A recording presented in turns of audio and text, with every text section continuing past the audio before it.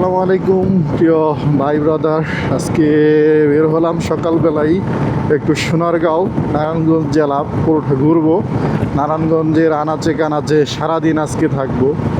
নারায়ণগঞ্জের সৌন্দর্য উপভোগ করার জন্য যাচ্ছি, প্লাস নারায়ণগঞ্জের যে ঐতিহাসিক জায়গাগুলো আছে ওইগুলো দেখার জন্য। যেহেতু শুক্রবার, তাই একেবারে নামাজের প্রস্তুতি নিয়ে বের হয়েছি। ওইখানে হয়তো সোনারগাঁও জাদুঘর গিয়ে নামাজ পড়ার ইচ্ছা আছে, বাকিটা আল্লাহ ভরসা।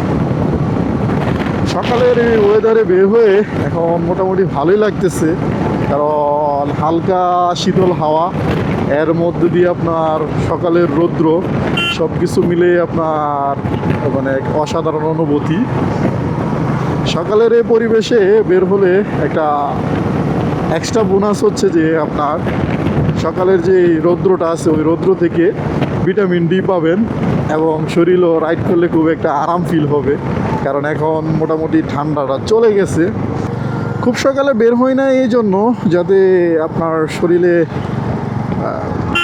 কুয়াশাচ্ছন্ন যে সকালের যে ওয়েদারটা, ঠান্ডা ভাবটা ওইটা যাতে না লাগে। আর এখন রাইড করে কিন্তু আরাম পাচ্ছি, এখন রাইডে আপনার স্বাচ্ছন্দ্য বোধ করতেছি এই সময়টা।